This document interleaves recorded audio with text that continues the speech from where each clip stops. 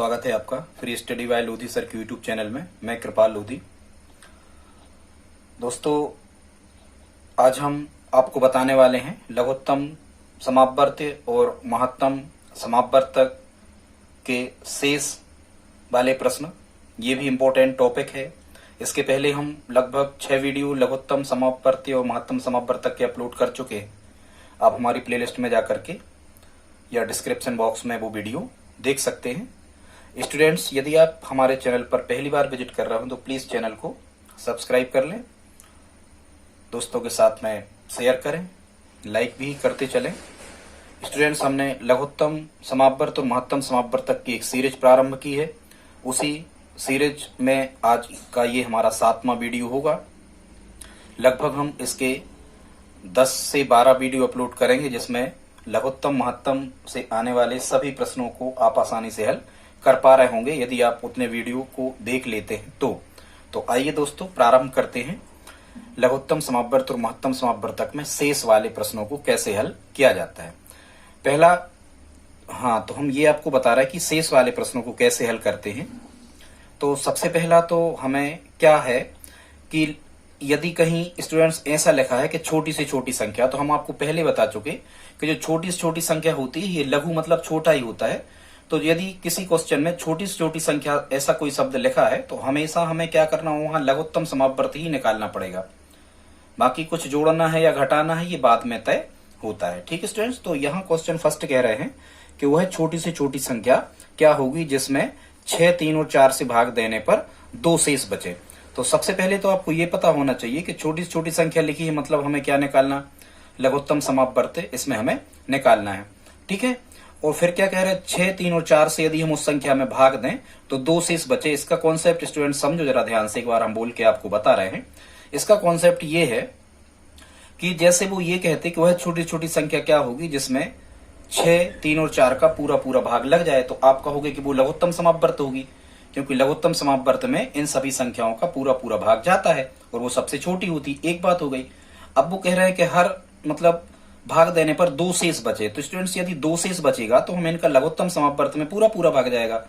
तो हम क्या कर देंगे, इनके लघुत्तम समापवर्त में 2 जोड़ देंगे। ठीक है, तो 2 जब हम उसके लघुत्तम समापवर्त में जोड़ देंगे और जब आप इन संख्याओं का भाग कर रहे होगे तो 2 शेष बचेंगे। देखते हैं प्रयोग के आधार पर कैसे इस क्वेश्चन को कैसे करोगे। सबसे पहले तो आप ये देखो कि छोटी छोटी संख्या लिखी है 6, 3 और 4 से भाग करने पर। स्टूडेंट्स, वहां लिखा है 6, 3 और 4। अब ये चूंकि छोटी संख्या है, हमने विदाउट पेन पेपर के लघुत्तम समापवर्त कैसे निकाला जाता है ये आपको बताया है। लघुत्तम समापवर्त स्टूडेंट्स विदाउट पेन पेपर के कैसे निकलता है, सबसे पहले आपको छोटी संख्या सबसे बड़ी संख्या देख लेना है, चाहे वो कहीं लिखी। तो यहाँ सबसे बड़ी संख्या कितनी लिखी स्टूडेंट्स, यहाँ लिखा है कितना, 6। क्या 3 की दुनिया में 6 आता है? आता है। दोनों के में आना चाहिए जो और संख्याएं बच रही। क्या 4 की दुनिया में 6 आता है?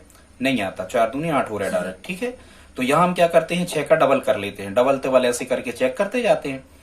तो 6 का हमने डबल किया मतलब 6 में 2 का गुणा किया तो कितने आ गए, 12 आ गए। अब हम चेक करेंगे क्या जो ये 2 संख्याएं बच रही हैं क्या इनकी दुनिया में 12 आता है। तो अब आप बताओ, क्या 3 की दुनिया में 12 आता है? बिल्कुल आता, 3 को 12। क्या 4 की दुनिया में 12 आता है? बिल्कुल आता है, 4 3 12। इसका मतलब डायरेक्ट हमने इनका एलसीएम फाइंड कर लिया और इनका एलसीएम कितना मिला, इनका लघुत्तम समापवर्त मिला हमें 12। तो देखो, अब ये जो 12 है ये 6 में 6 का भाग पूरा 12 में जा रहा, 3 का भाग पूरा 12 में जा रहा और 4 का भाग पूरा 12 में जा रहा है। 12 ऐसी कैसी संख्या है, छोटी से छोटी।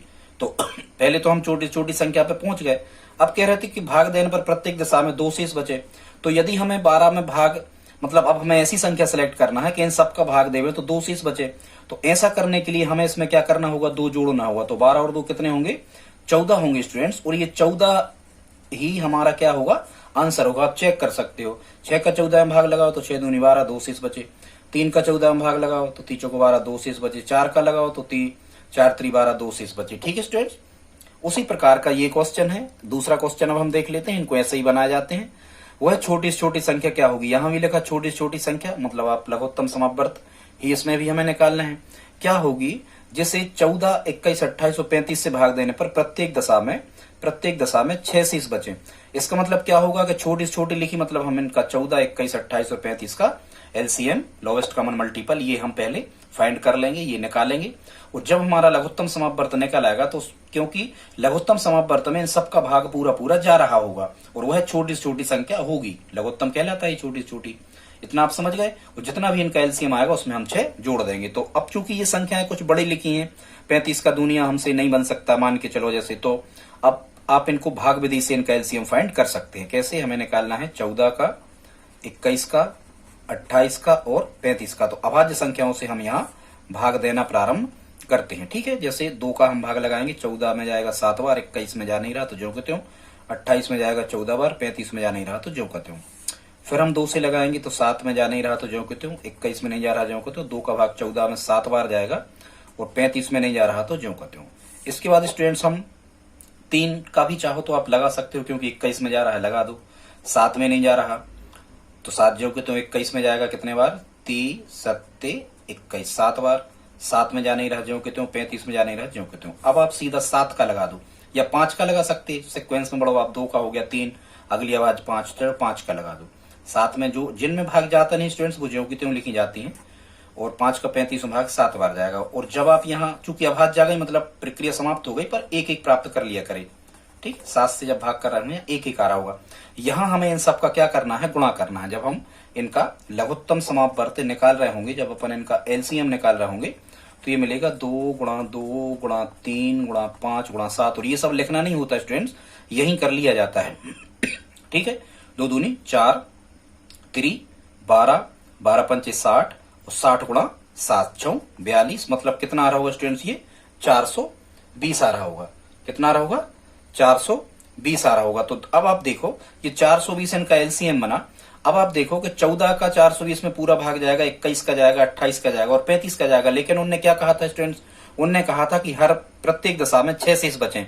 तो अब हम इस 420 में 6 को क्या कर रहे होंगे, जोड़ रहे होंगे पूर्व की भांति। तो यहाँ आंसर हमारा स्टूडेंट्स कितना आ रहा होगा, 426 हमारा इसका आंसर आ रहा होगा। मतलब आप 420 में पूरा पूरा भाग जाएगा और जब आप 426 में भाग करोगे तो हर बार क्या होगा स्टूडेंट्स, हर बार यहाँ 6 शेष बचेगा।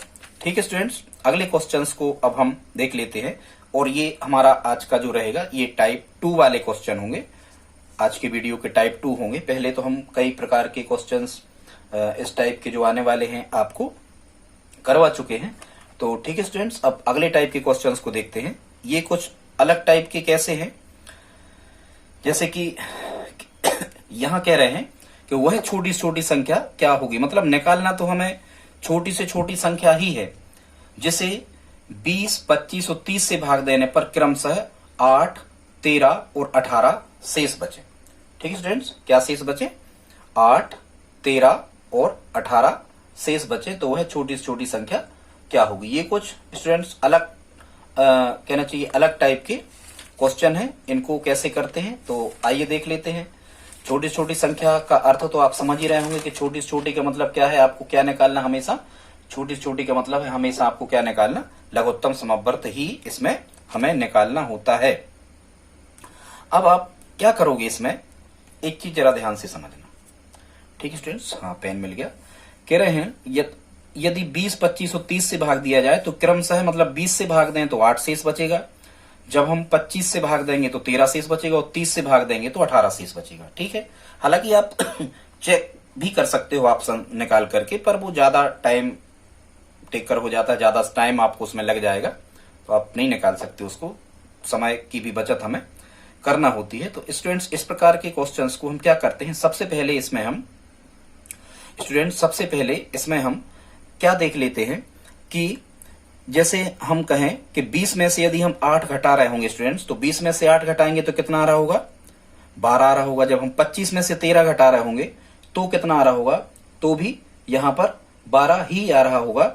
और स्टूडेंट्स जब हम यहां 30 में से 18 को घटा रहे होंगे तो भी स्टूडेंट्स यहां पर कितना आ रहा होगा, तो भी यहां पर 12 ही आ रहा होगा। ठीक है स्टूडेंट्स, मतलब एक चीज तो तय हो गई कि 12 जो बच रहे हैं, हर बार जो 12 बच रहे हैं, हमें उन 12 को कहीं ना कहीं जोड़ना या घटाना है। ठीक है स्टूडेंट्स, तो आगे हम अब देखते हैं। हम सबसे पहले तो आप ये चेक कर लिया करें कि क्या समान अंतर है इनके बीच में। जैसे हम 20 में से कितना घटाएं, 8 घटाएं तो कितना बच रहा, ये हमें देखना। फिर अगली संख्या हम 25 में से 13 घटाएं तो कितना बच रहा, और फिर हम अगला 30 में से 18 घटाएं तो कितना बच रहा। तो देखो स्टूडेंट्स, हर कंडीशन में 20 में से 8 घटे तो भी कितना आ रहा, यहाँ 12 आ रहा। 25 में से 13 घट रहे तो भी यहाँ कितना आ रहा, 12 आ रहा। और 30 में से 18 घट रहे तो भी यहाँ कितना आ रहा, यहाँ भी 12 आ रहा। ठीक है स्टूडेंट, तो सबसे पहले तो हम क्या करेंगे कि जो 20, 25 और 30 है इनका निकालेंगे हम एलसीएम। ठीक है, तो यहां हम निकाल देते हैं कितने का, 20, 25 और 30 का लघुत्तम समापवर्त सबसे पहले हमें निकालना है। भाग विधि ही ज्यादा आसान होती है। 2 से जब हम यहाँ भाग कर रहे होंगे तो यहाँ 10 आ रहा होगा। ठीक है, 25 में भाग नहीं जाएगा तो ज्यों का त्यों। 2 से जब हम 30 में कर रहे होंगे तो यहाँ 15 आ रहा होगा। फिर हम 2 से कर देंगे तो यहाँ 5 बार जाएगा। 25 और 15 में भाग जा नहीं रहा तो ज्यों का त्यों। फिर हम 5 से ही भाग कर रहे होंगे तो 1, यहाँ 5 बार जाएगा, यहाँ 3 बार जाएगा। 3 से कर रहे होंगे तो यहाँ 1, 5 में जा नहीं रहा, 3 में 1 बार भाग जाएगा। जब 3 से कर रहे होंगे, जब हम कितने से 5 से यहाँ कर रहे होंगे तो सब जगह 1 1 यहाँ पर आ जाएगा। अब हम यहाँ क्या कर देंगे स्टूडेंट्स, यहाँ अपन अब सबका क्या करेंगे, गुणा करेंगे। ठीक है स्टूडेंट्स, क्या करेंगे, यहाँ पर सबका गुणा करेंगे। तो करके देखते हैं, 2 दूनी 4, 5 20 या 60 पंचे 300। इनका गुणनफल कितना आया स्टूडेंट्स, इनका गुणनफल आया 300। मतलब सामान्यतः इनका जो एलसीएम आया है, जो अपन ने लघुत्तम समापवर्त निकाला है, ये कितना ये कितना बना स्टूडेंट्स, ये बना अपना कितना, 300। अब आपको क्या करना है स्टूडेंट्स, वो ये कह रहे थे कि हर बार अब आपको 12 शेष बचाना है। तो यदि हर बार 12 शेष बचाना है तो अब आपको क्या करना होगा, इस 300 में से इन 12 को घटाना होगा। तो जब आप 300 में से 12 को घटाओगे तो कितना बचेगा, यहाँ 288 बचेगा। और ये 288 हमारा क्या होगा, आंसर होगा। क्या आप समझ पा रहे हैं? बिल्कुल। अब आप भाग करके देखना, जब आप 20 का 288 में भाग करोगे तो 8 शेष बचेगा। ठीक है, 280 में पूरा पूरा जाएगा। जब आप 25 से भाग करोगे तो 13 शेष बचेगा। ठीक है, 275 में पूरा पूरा जाएगा 25 का। आप समझ पा रहे हैं? ठीक है स्टूडेंट, तो इसी प्रकार हम इस अगले क्वेश्चन को देखते हैं। इसमें क्या कह रहे हैं, इसी प्रकार इसमें है कि वह छोटी छोटी संख्या, छोटी छोटी संख्या लिखा मतलब हमें क्या निकालना है, लघुत्तम समापवर्त तो निकालना ही है। ठीक, पर ये देख लो क्या डिफरेंस बराबर है, बिल्कुल। 12 में से 7 घटे, यहाँ 5 बचे। 15 में से 10 घटे तो यहाँ भी 5 बचे। और 16 में से 11 घटे तो यहाँ भी 5 बचे। ये स्टूडेंट से 2 प्रकार के प्रश्न ये होते हैं, हम दोनों प्रकार के आपको बता दे रहा हूं। फिर जब हम आगे बढ़ेंगे, बड़ी से बड़ी संख्या वाले क्वेश्चन होंगे तो इनमें हम महत्तम समापवर्तक निकालते हैं। तो सबसे पहले हमें वह छोटी छोटी संख्या कौन सी है जिसको 12, 15 और 16 से विभक्त करने पर, मतलब हम सबसे पहले क्या कर लेंगे, हम 12, 15 और 16 का निकालेंगे क्या, लघुत्तम समापवर्त। ठीक है, तो कितने से भाग कर दें, 2 से 6 बार जाएगा। 15 में जा नहीं रहा तो जो को 16 में 8 बार जाएगा। फिर 2 से जब भाग कर रहे होंगे तो यहाँ 3 बार जाएगा। 15 में जाएगा नहीं, 8 में कितनी बार जाएगा, 4 बार। ठीक है, फिर 2 से भाग कर रहे होंगे, 3 में नहीं जाएगा भाग, 15 में नहीं जाएगा, 4 में जाएगा 2 बार। फिर 2 से कर रहे होंगे तो 3 में नहीं जाएगा, 15 में नहीं जाएगा, 2 से 1 बार। फिर 3 से ही कर रहे होंगे, हालांकि आवाज जाती है तो भाग की प्रक्रिया खत्म हो जाती, पर ठीक है आप लास्ट तक कर लिया करें। 3 में से 3 का 3 भाग 1 बार, 3 का 15 में भाग 5 बार जाएगा। और यहाँ 1 पहले से था। और फिर यहाँ 5 से जब कर रहे होंगे तो 1 1 और यहाँ भी 1 आ रहा होगा। ठीक है स्टूडेंट, अब हम इनका क्या कर लेंगे, इनका कर लेंगे हम गुणा। तो ये सबसे पहले हम क्या फाइंड कर रहे हैं, यहाँ हम लघुत्तम समापवर्त पहले प्राप्त कर रहे हैं। 2 दूनी 4, दूनी 8, दूनी 16, 3 48 पंचे। ठीक है, तो हम यहाँ करके देख लेते हैं रफ में। 250 में से आपको 10 घटाना है। ठीक, 240 आएगा। 5 8 40 का 0, हंसलाई 4, 5 चौको 20 और 4 24। इनका स्टूडेंट्स एलसीएम कितना बना, इनका लघुत्तम समापवर्त बना 240। कितना बना, 240। लेकिन हर बार हमें भाग देने पर ये 7, 10 और 11 शेष बचे, तो इनका डिफरेंस निकाला था हमने। इनका डिफरेंस कितना आया था, 5। मतलब अब आपको क्या करना है कि यदि इतना शेष बचाना है तो इसमें से आपको 5 घटाना पड़ेगा। ठीक है स्टूडेंट्स, तो ये कितना आंसर आएगा आपका, 235 इसका पूरा पूरा आंसर आ रहा होगा। और आप इसको चेक भी करके देख सकते हैं। ठीक है, 12 से भाग करना आप कितने में, 235 में, तो 5 शेष बचेगा। ठीक है दोस्तों, अगला टाइप देखते हैं जिसमें हम आपको बता रहे हैं महत्तम समापवर्तक में शेष वाले प्रश्नों को कैसे हल करते हैं और किस टाइप से ये प्रश्न पूछे जाते हैं। एक प्रश्न यहाँ हमने लिया है जो हम आपको करके बता रहे हैं और दूसरा क्वेश्चन जो है ये आपको हल करना है और हमें कमेंट बॉक्स में लिख करके इसका आंसर आपको बताना है। ठीक है स्टूडेंट्स, तो आइए प्रारंभ करते हैं अगला टाइप का क्वेश्चन। और इसमें क्या कह रहे हैं कि वह बड़ी से बड़ी संख्या। स्टूडेंट्स पहले तो आपको यह समझना है कि यदि कभी किसी क्वेश्चन में लिखा होता है कि वह बड़ी से बड़ी संख्या, तो बड़ी से बड़ी संख्या का मतलब होता है महत्तम समापवर्तक। मतलब आपको महत्तम समापवर्तक तो फाइंड करना ही है।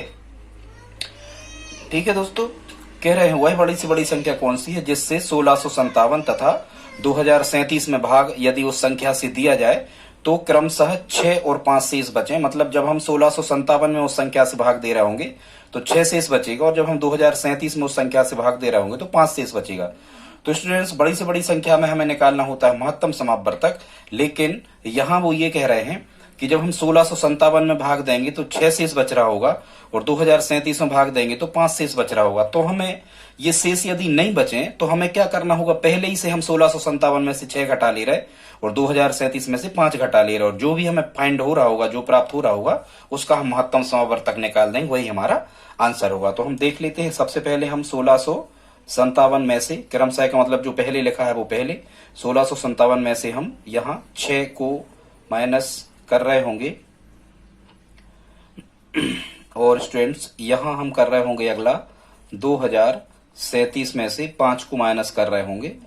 तो जब हम 1657 में से 6 को माइनस कर रहे होंगे तो यहाँ स्टूडेंट्स आ रहा होगा 1651 और जब हम 2037 में से 5 को माइनस कर रहे होंगे तो यहाँ आ रहा होगा 2032। अब हमें 1651 और 2032 का एचसीएफ मींस महत्तम समापवर्तक निकालना है और जो भी आ रहा होगा वही हमारा आंसर होगा। लेकिन यहाँ एक बात है कि ये 4 अंकों की संख्या है तो भाग विधि से महत्तम समापवर्तक निकालने में कुछ डिफिकल्टी जाएगी, इसलिए आप इस प्रकार के प्रश्नों को जिनमें 3 या 4 अंक होते हैं, ठीक है, या 2-3 संख्याएं लिखी होती हैं, इनको सतत विभाजन विधि से महत्तम समापवर्तक फाइंड आप कर सकते हैं स्टूडेंट्स। अब सतत विभाजन विधि क्या कहलाती है या सतत विभाजन विधि से महत्तम समापवर्तक कैसे निकाला जाता है, इसको हम देख लेते हैं। आपको क्या करना होता है, हमेशा इसका रूल्स होता है कि हमें छोटी संख्या से, और छोटी संख्या हमारी क्या थी 1651, छोटी संख्या से हमें बड़ी संख्या में क्या कर देना है, छोटी संख्या से बड़ी संख्या में हमें भाग करना है। मतलब 1651 से हम 2032 में भाग करेंगे। हमेशा स्टूडेंट्स ध्यान रखो छोटी संख्या से बड़ी में भाग दिया जाता है। मतलब बड़े लोग ज्यादा बीच अंदर ही रहते हैं तो ऐसे आपको अंदर बड़ी संख्या रखना है। अब 1651 का दुनिया पढ़ो 2032 से ज्यादा ना तो एक बार जाएगा, ठीक है। 1651 एकम 1651, यहाँ हमेशा हम घटाते हैं, 2 में से 1 घटेगा तो यहाँ 1 बचेगा। 13 में से 8 घटेंगे, 13 में से 5 घटेंगे तो यहाँ 8 बचेगा। फिर यहाँ 10 में से 7 घटेंगे तो यहाँ 3 बचेगा, 381 बचेगा स्टूडेंट्स। अब ये जो 381 शेष बचता है, इस शेष से हम जो अगला हमारा पहला जो भाजक होता है उस भाजक में अब हम भाग करते जाते हैं। यही सीक्वेंस लगातार चलता जाता है, शेष का भाजक में भाग करते जाते हैं। तो 381 से भाग कर रहे होंगे हम 1651 में, तो 381 का पहाड़ा पड़ो के 1651 से ज्यादा ना हो, तो 5 बार में तो ये ज्यादा हो जाएगा, ठीक है। 5 बार पहले हम करके देख लेते हैं, इसका हम रफ में करके देख लेते हैं और पहाड़ा बना करके कि 381 का पहले हम कितने में कर रहे होंगे, 4 में। 4 एकम 4, 4 अट्ठे 32 की 2 हंसलाई 3, 4 त्रि 12 और 3 15 ही आ रहा होगा, 1524। तो जब हम 381 का 5 में कर रहे होंगे तो 5, 5 अट्ठे 40 का 16 हंसलाई 4, 5 त्रि 15 और 4 19 आ रहा होगा 1905। मतलब कम 1651 से कम हो जाए, 1524 ज्यादा ना हो। तो 381 का कितने बार गया, 381 का पहाड़ा पड़ा हमने टेबल 4 बार,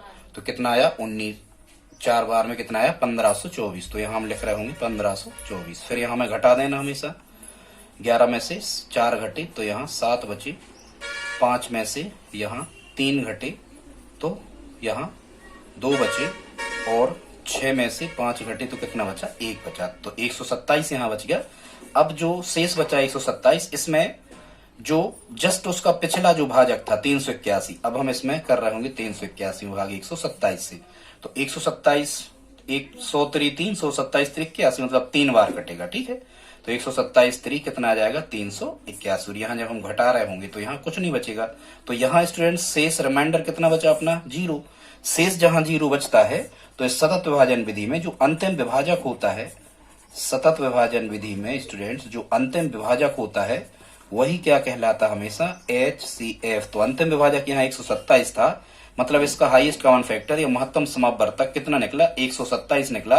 तो यही इसका आंसर होगा, 127 इसका आंसर होगा। आप चेक कर सकते हैं, 127 से 1657 भाग देना तो 6 शेष बचेंगे, 127 से 2037 भाग देना तो 5 शेष बचेंगे, और 127 ऐसी बड़ी से बड़ी संख्या है।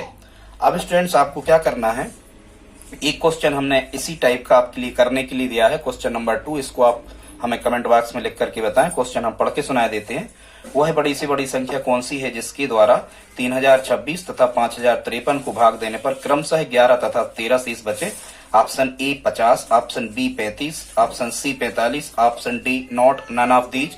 इनमें से कोई नहीं। स्टूडेंट्स आज का वीडियो यदि आपको अच्छा लगा तो प्लीज लाइक कर दें और अपने दोस्तों के साथ शेयर करना ना भूलें। आप शेयर करके हमारी हेल्प कर सकते हैं जिस प्रकार से हम आपकी मदद कर रहे हैं। ठीक स्टूडेंट्स, मिलते हैं अगले वीडियो में, तब तक के लिए धन्यवाद।